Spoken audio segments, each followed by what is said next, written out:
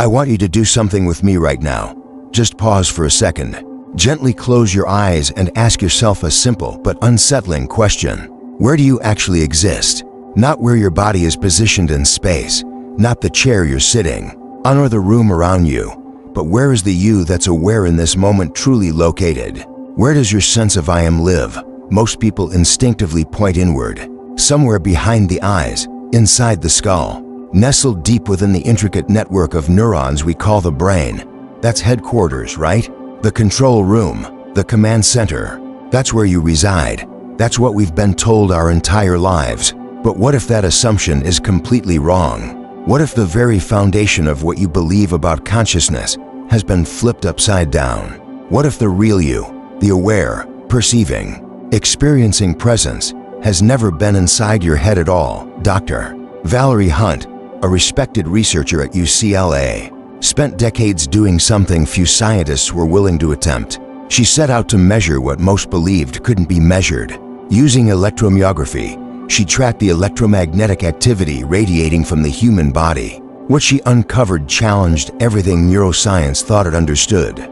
She found that the energetic field extending outward from the body responded to external stimuli before the brain did. Not at the same time, not milliseconds later, but before. The field registered what was happening before neurons fired, before conscious awareness sparked, before the brain had any clue that something had occurred. And when she finally articulated what her data was revealing, she said something unforgettable. The mind is not in the brain. It's in that field. Sit with that for a moment. Let it land.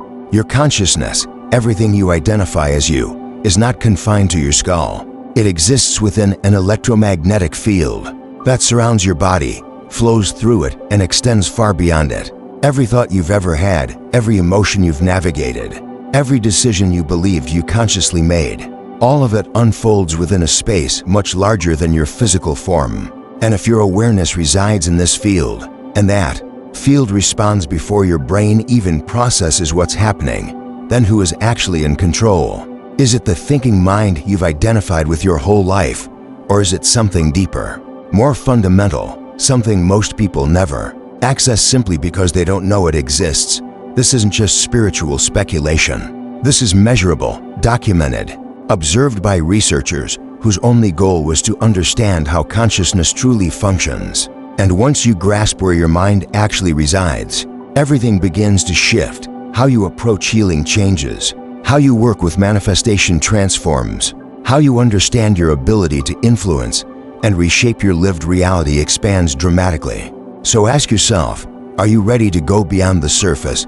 Because what I'm about to walk you through will completely alter how you see yourself, your body, and the true scope of what you're capable of creating. Here's something most people don't realize about why manifestation fails for so many. You've been taught that manifestation is about visualization, haven't you? Picture what you want in your mind. Generate the emotional frequency of already having it. Hold that image steady and compilerly wait for the universe to respond. Maybe you've tried this. Maybe you made the vision board, repeated the affirmations, sat in meditation imagining your desired life, and maybe you saw small results, minor synchronicities, subtle shifts, just enough to keep you hopeful. But the big breakthroughs, the life-altering transformations, they never fully arrived. And at some point, you may have started wondering if something was wrong with you. If everyone else had access to some hidden cosmic code that you simply couldn't unlock. Let me be very clear about this. You are not broken. You are not failing. You are not doing it wrong. The problem isn't you. The real issue is that almost no one, not the teachers, not the programs, not the best-selling books, explains the underlying architecture beneath the technique. They hand you the tool without explaining how that tool interfaces with reality. They tell you what to do, but not why it works. And most importantly, they never explain the level of your being, where the work must actually take place. Because here's the truth that changes everything. Your physical body, this structure of flesh and bone you move through the world in, is not the foundation of who you are. It isn't the most solid or fundamental aspect of your existence. Your body is the final output. It's a rendered expression, a holographic projection of something far more subtle, something invisible to the naked eye. yet absolutely real and measurable. That something is your energetic field. I know how that sounds. Energy field can feel abstract, mystical, even impractical, but stay with me, because this is exactly where cutting-edge science and ancient wisdom converge into something you can actually work with. Your body does not exist in isolation. It is embedded within, permeated by, and continuously shaped by an energetic structure. And this structure isn't vague or random. It has organization, it has layers, it has patterns. It functions as a living blueprint, a dynamic template from which your physical body is constantly being reconstructed. Think of it like this: your body is a shadow on the ground. The energetic field is the object casting that shadow. If you want to change the shadow, you don't manipulate the shadow itself. You move the object, you change the source. Most healing systems, therapeutic methods, and manifestation practices operate at the shadow level. They attempt to fix, adjust, or control what has already materialized. But here's the revolutionary shift. If you want real, lasting change, healing that doesn't just manage symptoms, but rewrites the source, you must work at the field level. You have to reprogram the blueprint before it prints into physical form. If this is starting to resonate, if you feel your perception shifting, pause for a moment and acknowledge that. And if you're finding value here, take the time to like this video and subscribe, so we can continue exploring these mechanics of consciousness together. Because here's where it becomes even more profound. Physical illness doesn't begin in the body. It starts in the field, sometimes weeks or even months before the first symptom appears. Without realizing it, you've been encoding it, constructing it, building the energetic template long before the body expresses it physically. Which leads to the question forming in your awareness right now. If disease truly begins in the energetic field, why has no one ever explained this? And more importantly, how do you learn to consciously work with this invisible architecture? Let's go deeper. Because understanding this mechanism rewrites everything you thought you knew about healing, creation, and what it means to exist as a conscious being in a quantum universe. So here's what they never teach you about illness. By the time physical pain finally registers, by the time a diagnosis is spoken out loud, by the time imaging technology captures something abnormal, that condition has already existed far longer than you realize, not in your tissues, but in your field. This distinction matters more than most people ever understand. Let me explain why. Dr. William Tiller, a physicist who spent decades at Stanford investigating the interface between consciousness and material reality, uncovered something remarkable. He demonstrated that the human energetic field operates as a holographic template. Your physical body is not a fixed structure. It is in a constant cycle of breakdown and renewal, continuously dismantled and reconstructed according to the instructions encoded within that template. You already know this intuitively. Your body is not static. It's a living river of change. Skin cells replace themselves every few weeks. Red blood cells regenerate every few months. Even your bones, which feel so solid, so permanent, completely rebuild themselves roughly every 7 years. Nothing about your physical form stays the same. So here's the question that unlocks everything. If your body is constantly rebuilding, what instructions is it following? Where is the blueprint stored? The answer is simple and uncomfortable for many. It's stored in the field. And here's where things get challenging. If there's a distortion in that blueprint, if a pattern of disease has been encoded into the energetic structure, then every time your body regenerates itself, it faithfully recreates that same pattern. You can intervene at the physical level endlessly: surgery, medication, radiation, therapy. But if the holographic pattern, the energetic source code, remains unchanged, the condition will return, because you're treating the output, not the program that's generating it. Tiller described this process as what he called the ratchet effect. Illness begins at the field level and then cascades downward into denser and denser layers of manifestation. Information moves from subtle to solid, from thought to emotion to energetic imprint to material form. And once that cascade is activated, once the pattern locks into the higher dimensions, it clicks into place at each subsequent layer like a ratchet mechanism. Each click pulls the pattern closer to physical reality, That's why by the time you consciously recognize a symptom, the pattern has already embedded itself across multiple dimensions of your being. It's no longer just in your body. It's woven into your emotional structure, your energetic template, and your unconscious thought patterns. The disease has become systemic long before it becomes visible. Now here's the reversal that changes everything. If disease can flow from subtle to dense, healing can move along the exact same pathway.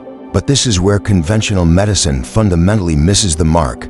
Attempting to heal from the physical layer upward is inefficient. It's slow, and it's often temporary, because you're trying to reverse the ratchet from the bottom. You're pushing against the natural direction of manifestation. Real healing, the kind that lasts, the kind that restructures reality at its source, happens when you shift the pattern at the level where it first originated, at the mental level, at the dimension of consciousness and thought. Dr. Richard Gerber, a pioneer in the field of vibrational medicine, mapped out this layered architecture of the human energetic system in detail. He identified distinct strata, each acting as a template for the layer beneath it. At the densest frequency lies the etheric body, the energetic scaffold that sits just beyond the physical form. Above that is the astral or emotional body, and above that is the mental body. Each layer informs and shapes the one below it. Mental patterns shape emotional responses. Emotional patterns shape etheric structures. Etheric structures shape physical reality. Gerber made a statement that should be engraved on the walls of every hospital and healing center on the planet. He said, "Healing a person at the mental level is stronger and produces longer-lasting results than healing from either the astral or etheric levels." Read that again. Let it settle. When healing occurs at the level of thought, when the pattern is shifted at its source, the transformation naturally cascades downward. Mental rewrites emotional. Emotional rewrites energetic. Energetic rewrites physical. You're no longer forcing change against the current. You're allowing it to flow in harmony with how reality actually constructs itself. This is the hidden reason why visualization sometimes works and sometimes fails. When visualization works, when mental imagery genuinely reshapes physical reality, it's because the person is operating at the blueprint level. They're rewriting the holographic code itself. But here's what most people miss. Most people visualize inconsistently, without emotional charge, without coherence, without understanding what they're actually doing. They're broadcasting a signal, but it's weak, fragmented, and easily overridden by the stronger, already established pattern encoded in their field.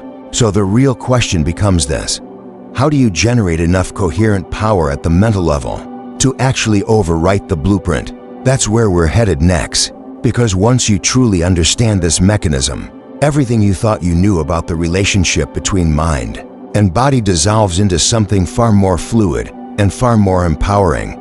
Ready? Let's keep going. We've established that healing at the mental level carries exponentially more transformative power. But what does that actually look like in practice? How do you heal at the level of thought? Let me break this down carefully, because this is where most seekers lose the thread. First, you need to understand that thoughts are not ephemeral. They're not abstract events floating around in some imaginary mental space. Thoughts have structure. They have geometry. They carry energetic architecture and frequency signatures. When you think a thought, especially one charged with emotion, you're not just experiencing something internally. You're imprinting a pattern into the mental dimension of your field. And this is where the ratchet effect re-enters the picture. A thought pattern formed at the mental level begins influencing the astral layer below it, the emotional body. If that thought is repeated, if it's reinforced with feeling, it starts constructing a corresponding emotional pattern. That emotional pattern then influences the etheric layer, the energetic scaffold surrounding your physical form. And finally, that etheric imprint begins shaping the physical body itself. Thought, emotion, energy, matter. It's a cascade. A movement from the invisible into the visible. Tiller called it the ratchet effect because once each layer is influenced, it tends to hold that pattern. It locks into position, and as the pattern descends through the dimensions, it becomes progressively more rigid and more difficult to shift. This is why chronic conditions are so resistant to purely physical interventions. The pattern isn't just embedded in your tissues anymore. It's encoded across multiple layers of your being. You can take every medication available, follow every protocol, pursue every intervention modern medicine offers. But if the pattern at the mental level remains untouched, if the thought structures, core beliefs, and unconscious imagery stay the same, your body will continue to faithfully rebuild the disease. The system is simply doing what it's designed to do. It's like discovering a typo in a printed book and trying to fix it with correction fluid on every page. You might cover it up for a while, but the next time the book is printed from that corrupted file, the error returns. The only real solution is to correct the source file itself, the original document from which everything is generated. And this is what Tiller discovered that changes everything. When healing occurs at the mental level, when you consciously transform thought patterns, internal imagery, and deeply held belief structures, that shift automatically propagates downward through every other layer of your being. A mental transformation restructures the emotional body. The emotional shift restructures the energetic field. The energetic shift restructures the physical form. You're no longer fighting symptoms. You're altering the blueprint at its point of origin. This kind of change is stable. It lasts. It's not temporary symptom management. It's architectural transformation. But, and this is absolutely critical, not every thought carries the same creative force. A fleeting thought, a casual image, an affirmation spoken mechanically, without emotional engagement. These lack the energetic momentum required to override an established pattern. What carries power are thoughts infused with emotion, thoughts repeated with consistency, thoughts held with focus, intensity, and unwavering belief. What we're exploring here, the field, the ratchet effect, the layered architecture of consciousness, is just one level of a much deeper system of mastery. And if you feel called to go beyond what we can explore in this format, I've created a complete guide called Beyond the Frequencies, a quantum guide to consciousness mastery. It walks you through 9 master frequencies, from breaking free of survival-based static all the way to living as the field itself, with practices and energetic transmissions at every stage. You'll find it linked in the pinned comment below. Now consider this. In moments of crisis, when fear takes over, when grief floods your system, when physical pain dominates your awareness, your thoughts become extraordinarily potent. Why? Because they're backed by immense emotional charge. This is why trauma leaves such deep energetic imprints. It's not only that something painful occurred, it's that in the moment of trauma, your emotional state was highly amplified. Whatever thoughts rose in that state, whatever meaning you assigned to the experience, became etched into your energy field with tremendous force. Those thoughts became patterns, and those patterns initiated the ratchet effect. But here's the mirror image of that truth. If negatively charged thoughts can encode disease, then positively charged thoughts can encode healing. And not only healing, creation, manifestation, and conscious reality sculpting. Quantum physics is now revealing something ancient mystics understood thousands of years ago. Reality is not something you passively observe. It's something you actively participate in creating. The observer and the observed are not separate. The act of observation itself, the focusing of consciousness, collapses probability into actuality. Potential crystallizes into form through awareness. Your consciousness is not a spectator watching reality unfold. It is a co-creative force shaping what unfolds. And if your mind, your awareness, is not confined to your skull, but exists within an energetic field that extends beyond your body and interfaces directly with the quantum field, then the implications are staggering. You are not just healing your body with your thoughts. You are sculpting your entire lived reality with your consciousness. Every thought you generate, every emotion you sustain, every mental image you repeatedly hold creates ripples through the field, patterns, possibilities, probability distributions. The more focused your attention, the stronger the emotional intensity behind it. And the more consistently you hold a specific pattern, the more likely that pattern is to collapse from potential into lived experience. This isn't magical thinking. It's not wishful fantasy. It's the operational mechanics of how consciousness interfaces with the quantum substrate of reality. But here's the uncomfortable truth. Most people do this unconsciously. On autopilot, they loop anxious thoughts. They rehearse worst-case scenarios. They replay problems again and again in their minds. And they are manifesting, actively creating, just not what they actually want. Here's another crucial point. The field does not differentiate between what you want and what you fear. It doesn't judge your imagery as positive or negative. It simply responds to the pattern carrying the strongest emotional charge, the most repetition, the deepest conviction. If you spend 5 minutes visualizing health, but 5 hours worrying about symptoms, researching worst-case diagnoses, and imagining illness, your field receives a very clear instruction about which template to build from. The worry pattern wins, not because it's negative, but because it has more energy behind it. So I want you to reflect for a moment. What's one thought pattern you've been unconsciously feeding that you're now ready to transform? Sometimes simply naming it is the first step toward dissolving it. This is why so many people struggle with manifestation techniques. They're unknowingly working against themselves. They visualize abundance briefly, then spend the rest of the day thinking scarcity-driven thoughts, feeling lack, speaking limitation, and then wonder why their external reality doesn't change. The reason is simple. The pattern being reinforced most consistently is the one they don't want. Pay attention to your internal dialogue throughout a typical day. How much of it is focused on what you desire versus what you fear? How much emotional energy do you invest in positive outcomes compared to negative possibilities? Your field is always listening, always recording, always constructing reality based on the dominant pattern. So here's the question I want you to sit with right now. What are you currently encoding into your field? What patterns are you reinforcing through your habitual focus and emotional investment? This is the pivot point. This is where everything begins to transform. Now, we're entering truly radical territory. I need you to slow down and really absorb what comes next, because this should fundamentally reshape how you understand your own existence. Your mind is not in your brain. I said this earlier. But now, with a clear understanding of the field, the layers, and the ratchet mechanism, we can explore what this actually means at the deepest level. Valerie Hunt, a UCLA researcher, spent decades mapping the human biofield using electromyography. She was measuring electrical activity in muscles and tissues, tracking phenomena most scientists ignored, and she began noticing something that directly contradicted conventional neuroscience: the energetic field surrounding a person's body responds to stimuli before the brain ever registers the same information. Valerie Hunt would introduce a stimulus, a sound, a flash of light, a physical touch, and the EMG readings from the field would spike first.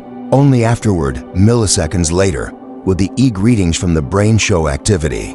The field knew first, the brain knew second, and when she finally put words to what this meant, she said it plainly. Without embellishment, the mind is not in the brain. It's in that darn field.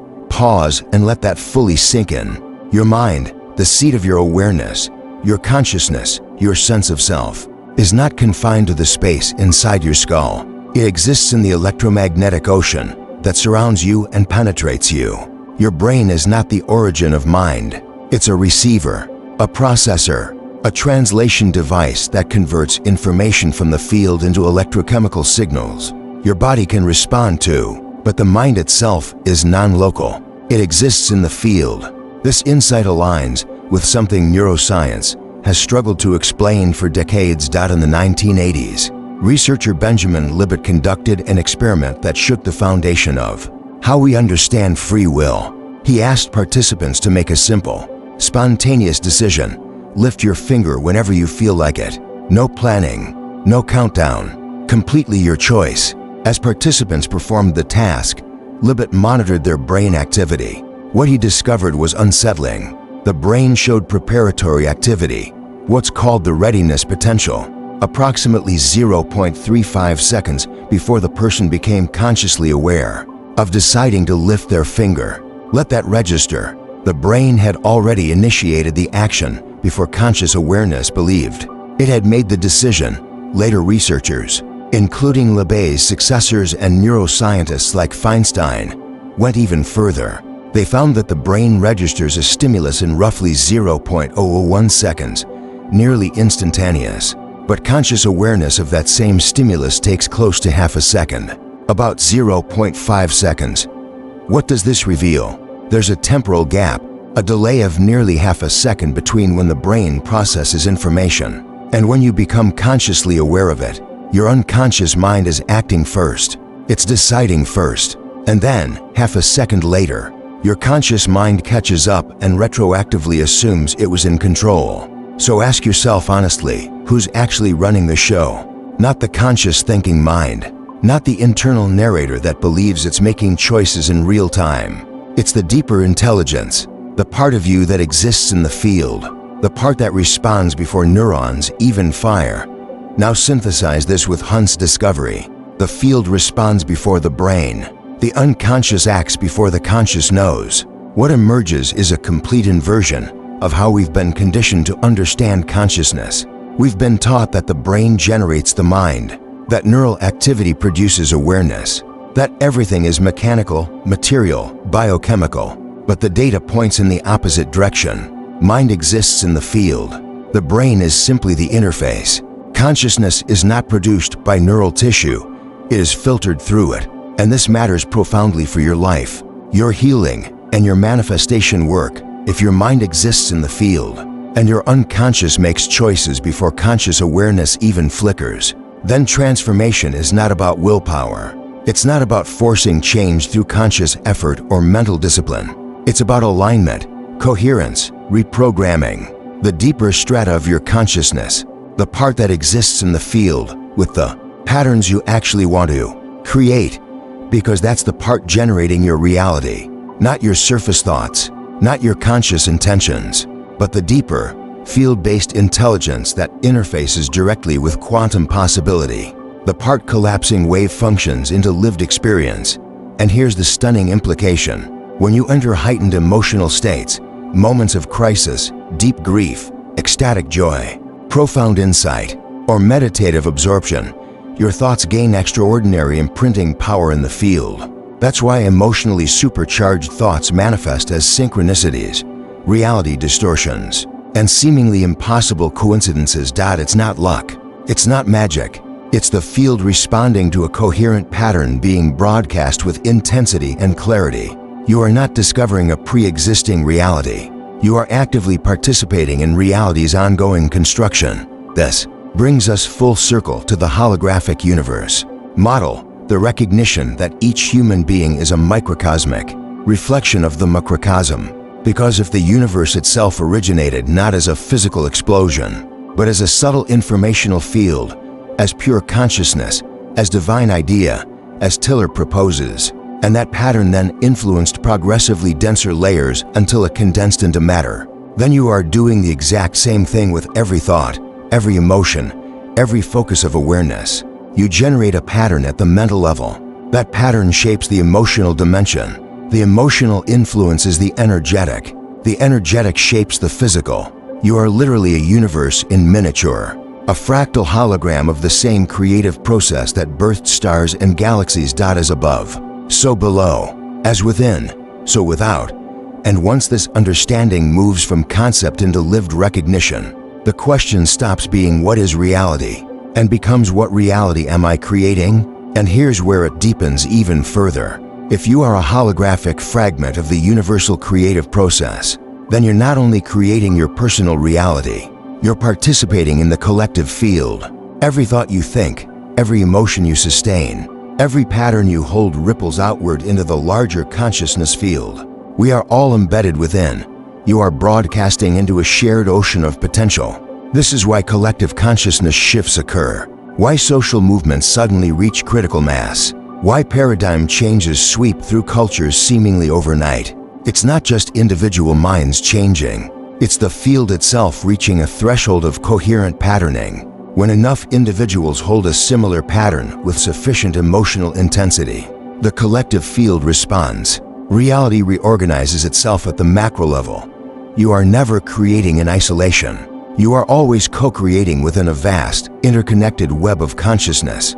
And the more coherent your individual field becomes, the more powerfully it influences the collective field around you. This is the real mechanism behind what people describe as raising your vibration or holding space for others. Nothing about this is metaphorical. You are literally stabilizing a coherent pattern within your own field. that nearby fields can entrain to, just like tuning forks vibrating into harmony. When one is struck, now let's make this practical, because understanding the mechanism intellectually is one thing. Actually working with it is something else entirely. If your mind exists in the field, and if thought patterns at the mental level cascade downward to shape physical reality, then mental imagery is not just a pleasant visualization exercise. It's a technology, a precise tool for directly programming the holographic blueprint of your being. And here's the truth. Humans have been using this technology for as long as we've existed, consciously and unconsciously. The problem is that most people use it unconsciously, and more often than not, they're programming exactly what they don't want. They imagine disease. They rehearse failure. They mentally replay worst-case scenarios over and over. They hold traumatic memories in vivid detail. And every time they run that internal movie with emotional charge, they reinforce the pattern in the field. They're sending instructions to the blueprint. Build this. Recreate this. And the body obeys, because the body doesn't judge your imagery.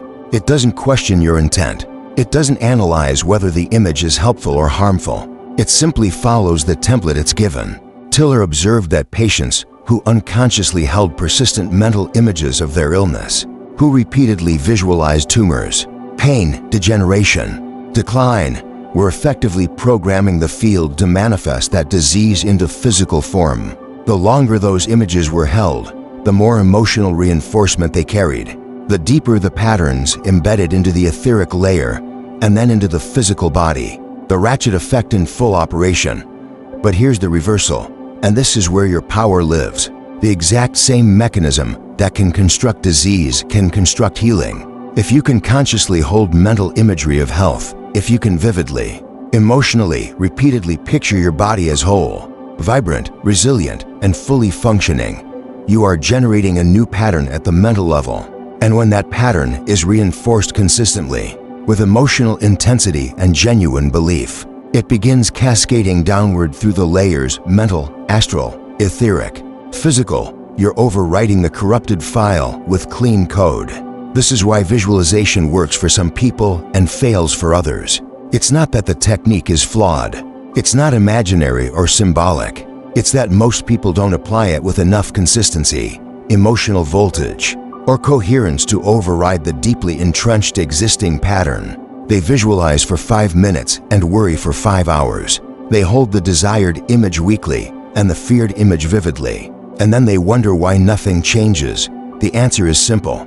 The pattern you reinforce most powerfully is the pattern that wins. So here's what this means for you in practical terms. If you want to heal, if you want to manifest, if you want to consciously sculpt your experienced reality, you must work at the field level. You must become aware of the imagery you habitually hold, the thoughts you unconsciously loop, the emotions you continuously feed, because all of it is data, information, instructions streaming directly into the holographic blueprint. And that blueprint is always listening, always responding, always building. Let me give you a dramatic example that illustrates just how powerful this mechanism really is. There's a documented phenomenon in religious history known as stigmata. Certain individuals, often deeply devout, often immersed in prolonged states of intense prayer and contemplation, spontaneously develop physical wounds on their hands and feet that mirror the crucifixion wounds of Christ. And this isn't self-inflicted injury. We're talking about spontaneous bleeding, scarring, and in some documented cases, flesh forming into nail-like protrusions emerging from the palms. How is that possible? Sustained mental imagery held with extreme focus, profound emotional immersion, and unwavering devotion over long periods of time, to the point where the image becomes flesh. These individuals aren't consciously trying to manifest wounds. They're so absorbed in contemplating Christ's suffering, so emotionally merged with the imagery, that the body responds at the cellular level. The mental pattern cascades into the energetic dimension. The energetic pattern manifests physically. If a human being can grow physical structures from their hands through sustained mental imagery, what does that tell you about consciousness's capacity to shape matter? It tells you the boundary between mind and body is far more fluid than you've been taught. It tells you consciousness wields extraordinary power over physical form. And it tells you that you've been using this power your entire life, just unconsciously, defaulting to inherited patterns instead of deliberately choosing what to create. So here's what I need you to take from this. Your thoughts are material, not metaphorically, literally. Every thought you generate is a signal. Every emotion you sustain is a broadcast. Every image you hold is a construction blueprint, and the field is always responding. The question isn't whether you're creating your reality. You are. You always have been. The only question is whether you're creating consciously or unconsciously, by deliberate design, or by default programming. And here's the truth that might sting a little. If you've been sick, if you've been stuck, if you've struggled to manifest what you consciously desire, it's not because the universe is withholding from you. It's not because you're broken or unworthy. It's because the pattern held at the deeper, unconscious levels of your field doesn't align with what your surface mind says it wants. And until that pattern changes, until the holographic template is rewritten, the physical reality will continue faithfully reflecting the old blueprint. But here's the liberation. Once you understand the mechanism, you have the map, you know where the leverage point is, you know what actually creates change. Work at the mental level, shift the pattern at its source, then allow the transformation to cascade naturally downward through every layer beneath it. Now pause for a moment and actually do something with me. This isn't passive listening. This is active participation right now. Bring to mind one pattern in your life that you know needs to change. A health issue, a relationship dynamic, a financial limitation. Don't analyze it. Just let one pattern surface. Now ask yourself, what mental imagery have I been unconsciously holding around this? What thoughts do I habitually think? What emotions do I repeatedly feel? What internal movie have I been playing on loop? Be honest with yourself, because this is the pattern you've been encoding into your field. And once you see it clearly, you finally have the power to change it.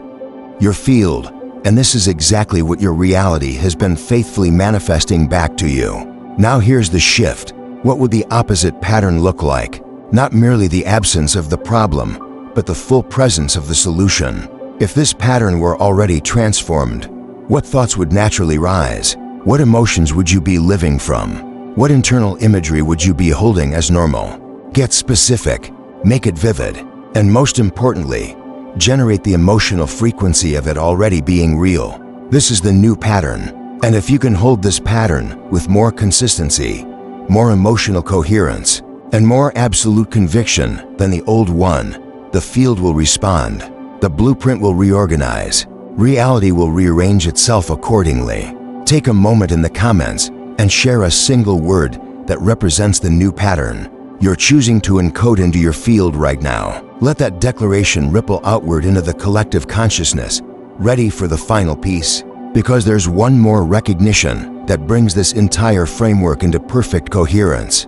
Let's complete the circle, because there's one question we haven't fully addressed. If your mind exists in the field, if consciousness operates beyond the brain, if each of us is constantly generating patterns that crystallize into physical reality, then where does that place us within the larger cosmic structure?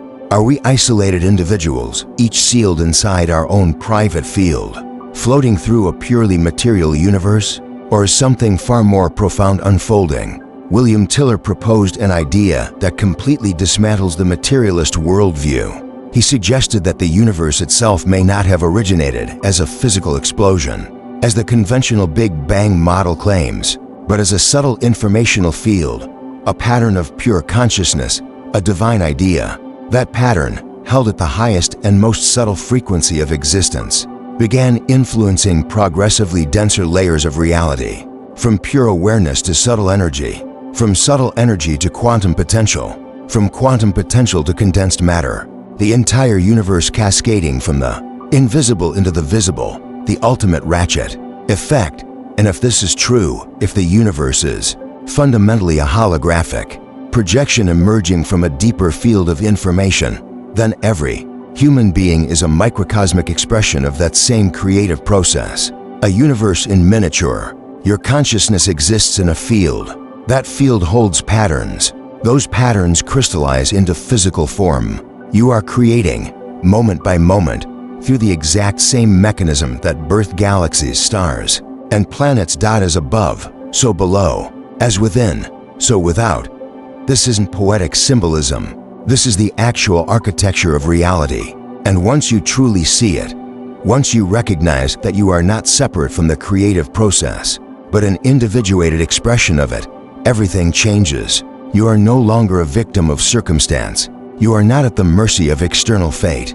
You are not broken, limited, or powerless. You are a conscious co-creative agent working in partnership with the universe itself, and the power you carry, the capacity to reshape the hologram at its deepest levels, is the same power that ignited the first stars. Now, does this mean you can snap your fingers and instantly manifest anything you want?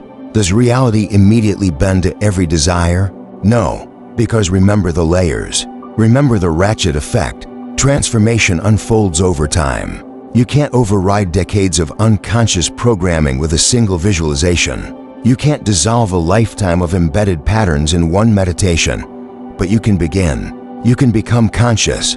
You can stop working against the field and start working with it. And over time, with consistency, emotional coherence, and genuine understanding, you can reprogram the blueprint. You can heal. You can manifest. You can transform, not by forcing the universe to obey your will, but by aligning your consciousness with the creative flow that's already in motion. So here's what I want you to contemplate now. Where in your life have you been working at the wrong layer? Where have you been trying to manipulate the shadow instead of repositioning the source? Where have you been treating symptoms instead of rewriting the holographic code? Look at your health, your relationships, your financial reality, your identity. What patterns are you holding at the mental level right now? What imagery are you unconsciously reinforcing? What emotions are you habitually feeding? Because those patterns are shaping your reality in this moment and every moment that follows. If you want different outcomes, you must begin with a different pattern. You must access the source code, the mental dimension, the field. That's where true power resides. That's where transformation begins. And if something in this transmission is resonating with you, if you feel recognition stirring, I want to invite you into something deeper. We're exploring territory here that most content never touches. The real mechanics of consciousness, the actual architecture of manifestation, the true nature of what you are. If this frequency is touching something within you, subscribe not just to this channel, but to this ongoing exploration. This is a space for those who are done with surface-level explanations and ready to engage with the deepest structures of reality itself. Consider watching this transmission again tomorrow morning. Let it integrate into your field overnight, then reinforce the pattern when you wake. And if someone in your life is ready for this shift, share it with them. When you transmit quantum consciousness principles to another, you're not only helping them, you're strengthening your own coherence, building synchronistic bridges, and accelerating these truths within your own experience. The act of sharing is itself a declaration to the field. Now do something with me. Right now, comment below with this exact phrase, not casually, but intentionally, as an energetic declaration. I am the field becoming aware of itself. Your words carry frequency. Your declaration sends a signal into the quantum substrate. Let that signal move outward. And if you're beginning to recognize that becoming the field requires understanding how your brain itself processes reality, there's something critical you need to see next. When you grasp a specific quantum truth about observation and consciousness, your neural pathways can reorganize in real time. The science behind this instant rewiring explains why some people transform overnight, while others remain stuck for years. That transmission is waiting for you next, and it builds directly on everything we've explored here about the field, the observer, and conscious creation.